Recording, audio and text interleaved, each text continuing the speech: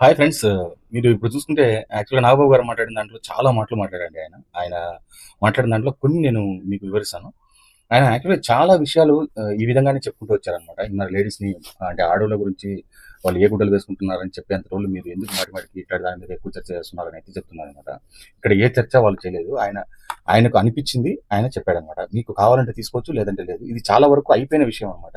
ఎందుకంటే యాక్చువల్‌గా పవన్ కళ్యాణ్ గారు వచ్చి మనకి సనాతన ధర్మం గురించి అంతా ఆయన మన ధర్మాన్ని, మన కట్టుబాట్లని, మన పద్ధతుల్ని ఫాలో కమ్మని అయితే చెప్తున్నారనమాట. ఈ టైంలో మీరు చూసుకుంటే ఈ విధంగా వచ్చేసి మీరు ఎట్లైనా తిరగొచ్చు, నో ప్రాబ్లమ్ అని అయితే చెప్తున్నారంటే అప్పుడు ఆయన చెప్పింది వినాలా? లేదా మీరు చెప్పింది వినాలా?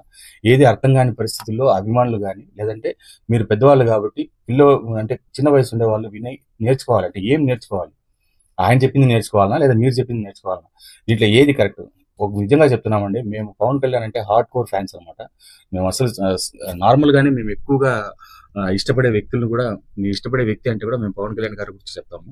మీరు ఈ విధంగా మీరు మాట్లాడడం వల్ల ఏమవుతుందంటే పార్టీకి ఎక్కడ లేని డ్యామేజ్ అయితే అవుతుందనమాట. ఇప్పుడు మీరు అనసూయని వెనకేసుకొని వస్తున్నారు. అలాగే ఈ అనసూయ అసలు హీరోయిన్ కాదు కదండీ.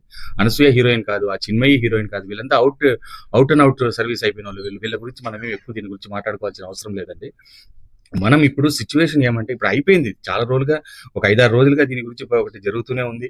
అక్కడికే అన్ని వాళ్ళు ఉమెన్స్ కమిషన్‌ని పిలిపించి మాట్లాడారు. అలాగే ఆయన దగ్గర అన్నీ చెప్పారు. ఓకే చేశారు.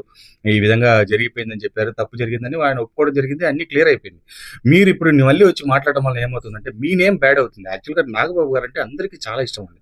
ఎందుకంటే 'జబర్దస్త్‌లో' చూసి ఆయన ఎంకరేజ్ చేసేది గాని, ఆ 'జబర్దస్త్‌లో' కమెడియన్స్ ఎవరినైనా అడగండి. నాగబాబు గురించి అంత గొప్పగా చెప్పుకుంటారనమాట. అలాంటి పేరుండే మీలాంటి వాళ్ళు ఇలాంటి చిన్న చిన్న సమస్యలకొచ్చి మాట్లాడుకొని దీనివల్ల ఏమన్నా ఉపయోగం ఉందా? ఏం లేదు.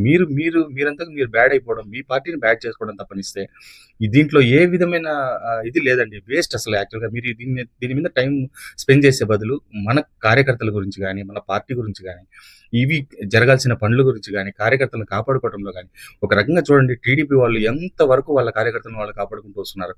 ఇంకా లేదు ఈ పార్టీ అని అనుకున్న స్థాయి నుంచి 1.5 సంవత్సరం, 2 సంవత్సరాల్లోనే వాళ్ళు తిరిగి పుంజుకొని 164 సీట్లు తీసుకొనొచ్చుకున్నారనంటే, మనతో కలిపే అనుకోండి, నేను కాదని చెప్పట్లేదు. అయినా 164 సీట్లు గెలుచుకోగలిగారంటే, దాని వెనక వాళ్ళకున్నంత కృషి చూడండి, ఆలోచించండి.